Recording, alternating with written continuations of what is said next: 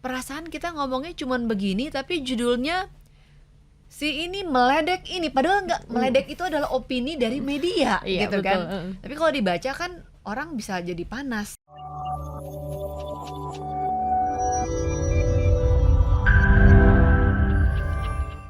Hasil pertemuan hari ini Mas Kaisang dengan Puan di Menteng bagaimana? Update ya. Jadi langsung aja nih, apa yang terjadi antara Mas Kaisang dengan Mbak Puan nih? Bocorannya boleh dong. Ngobrol santai aja kok tadi sambil makan pisang goreng, makan ubi goreng, makan bitter balen, sambil ngopi-ngopi, ngobrol-ngobrol santai. Intinya sepakat bahwa pemilu itu harus jadi pemilu yang damai sih. Ya. Terus kita lagi sama-sama ngobrolin, ini kan kalau di media kesannya ada hubungan yang Agak tegang, tegang. agak tegang gitu kan. Terus kita menelusuri gitu kan. Ini gimana sih ceritanya bisa sampai kayak gitu ya. Akhirnya kita sampai pada kesimpulan ini kita harus nggak ada masalah sebenarnya, tapi kadang-kadang yang mungkin membumbui itu antara lain buzzer, Betul, netizen juga. dan media. Ya.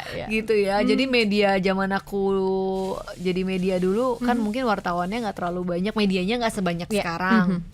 Persaingannya nggak seketat sekarang. Betul. Dulu TV ya saingannya TV, sekarang TV saingan sama YouTube, saingan sama online, semua saingan gitu kan. Kalau judul nggak bombastis nggak menjual, orang nggak ngeklik gitu kan. Dan tadi kita ternyata punya pengalaman yang sama, begitu. Bagaimana perasaan kita ngomongnya cuman begini tapi judulnya si ini meledek ini, padahal nggak, meledek itu adalah opini dari media gitu betul. kan. Tapi kalau dibaca kan orang bisa jadi panas gitu kan. Kemudian dengan berbekal itu ditanyain lagi ke partai yang lain gitu kan. Jadi akhirnya jadi seolah saut menyaut, seolah hanya diambil dikitnya doang. iya, nggak tahu padahal akarnya ya. sebenarnya konteksnya tuh berbeda gitu kan. Jadi be careful dengan messenger. Dan juga tahan jempolnya nih, nggak Tahan forward jempol, harus bener disaring-saring dulu Bener begitu.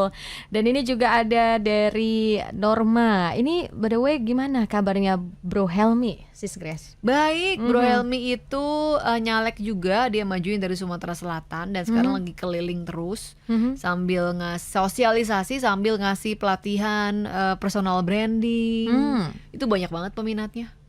Soalnya kan digadang-gadang kok Mas Kaisang kan ada Bro Helmi, kenapa nggak Bro Helmi aja jadi ketum, kan kemarin sempat banyak yang kayak gitu kan. Nah mungkin sahabat Sono juga menanyakan kenapa nggak yang senior aja, kenapa yang milih Mas Kaisang gitu kan. Tapi kalau kita terus-menerus kasih yang senior, kapan anak-anak muda punya kesempatan? Kalau kita lihat sekarang di dunia bisnis aja, yang jadi CEO atau C-level kalau zaman dulu Mbak mungkin mesti yang umurnya 45 tahun, 50 tahun ke atas. Sekarang banyak loh di bawah 30 tahun, 30 tahun awal tuh sudah mencapai posisi C-level. Dan dengan demografi kita yang muda, mungkin memang saatnya ya kita memberikan kesempatan panggung itu kepada anak muda karena mereka lebih relevan dengan isu-isu yang sekarang. Gitu. Misalnya TikTok Shop di ban, banyak anak-anak muda pada misuh-misuh ya kan, karena tadinya punya income lumayan dari sana. Bukan lumayan sekarang, gitu. Nah kan, tapi sekarang di ban gitu ya. Mungkin sampai dengan TikTok mengurus regulasinya yang sesuai, karena kan dia izinnya cuma untuk bukan untuk platform Jualan. berdagang ya. Nah ini kan yang ngurus regulasi harus anak-anak yang ngerti apa Betul. sih manfaatnya e-commerce Yang dan ada di dalamnya gitu Kalau ya. kita lagi keliling-keliling nih Mbak, dengar generasi yang lebih senior cerita, mereka tuh banyak yang komplain sekarang toko sepi gitu kan. Ini nyalainnya platform yang sekarang gitu kan.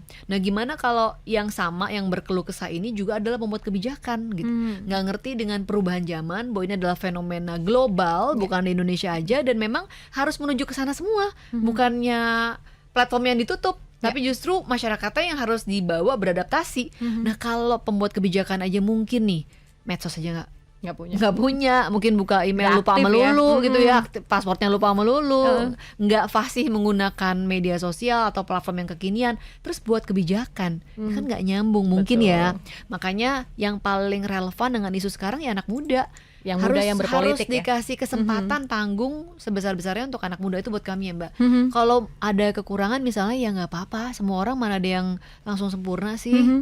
Kita kasih kesempatan untuk belajar, untuk sambil kita bareng-bareng kan teamwork gitu Yeah. kan.